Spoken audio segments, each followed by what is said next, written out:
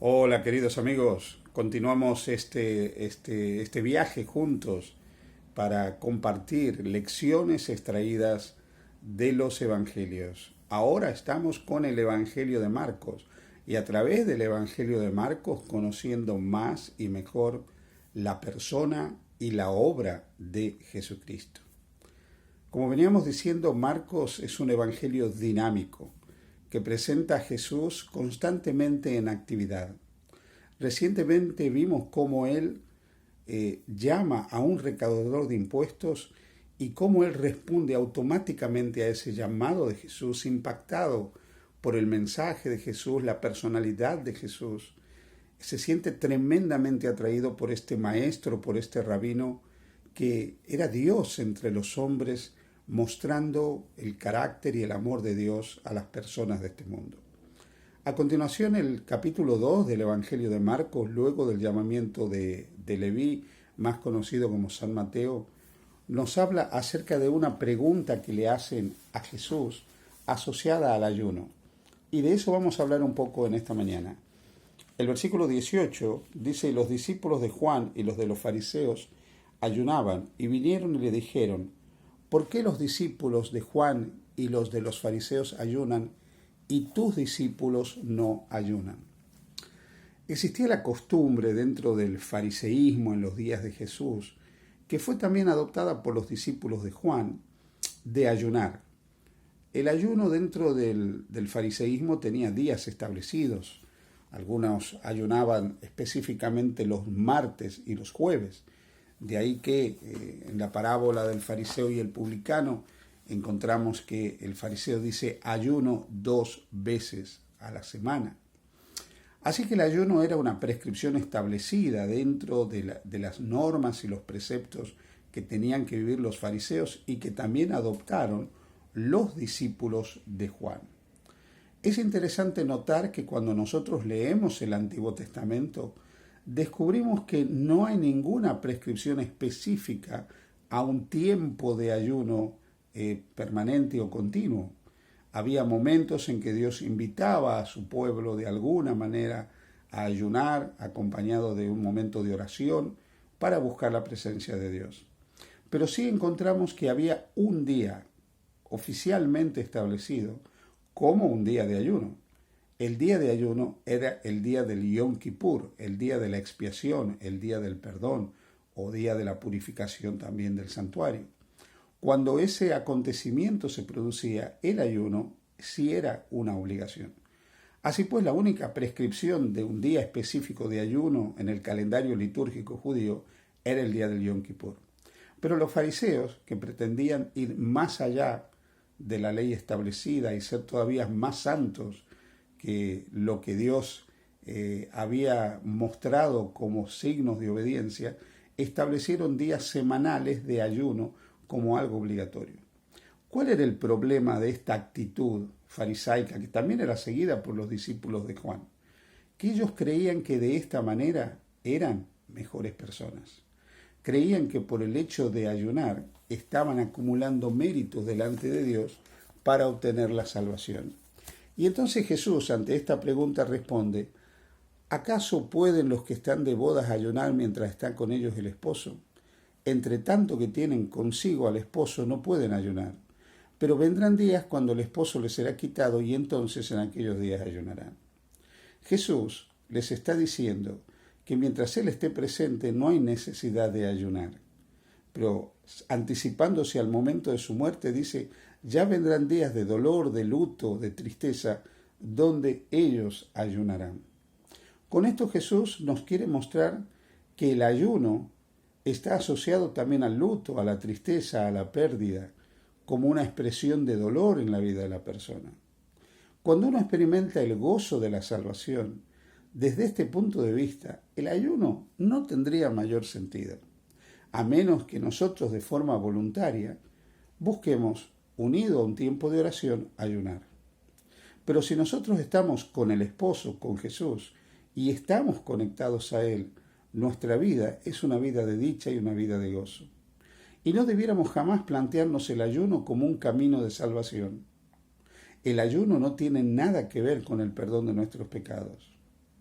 Pero hay momentos en la vida, cuando experimentamos dolor, tristeza y pérdidas, donde el ayuno unido a la oración puede ser un elemento útil en el desarrollo espiritual de nuestra experiencia. Lo siguiente que dice Jesús: nadie pone remiendo de paño nuevo en vestidos viejos. De otra manera, el mismo remiendo nuevo tira de lo viejo y se hace peor la rotura. Y nadie echa vino nuevo en odres viejos, de otra manera el vino nuevo rompe los odres, y el vino se derrama y los odres se pierden, pero el vino nuevo en odres nuevos se ha de echar.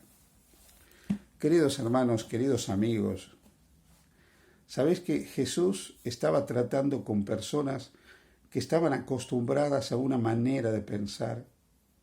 Se les había enseñado que la salvación era el resultado de sus obras, era el resultado de los días de ayuno, era el resultado de la práctica meticulosa de la ley, al punto que diezmaban la menta y el eneldo, el comino. Se les había enseñado a observar las tradiciones de todos los ancianos de Israel, todo lo que las tradiciones prescribían, se les enseñaba que ellos tenían que observar.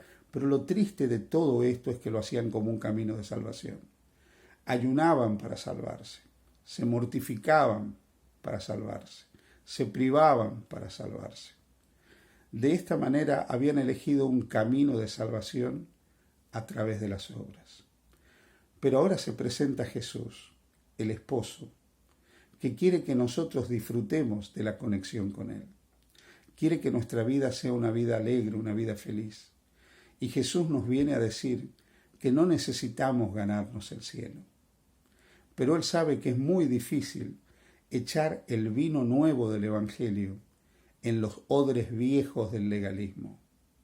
Así que una cosa que nosotros tenemos que pedir es que el Señor nos transforme en odres nuevos y en género nuevo.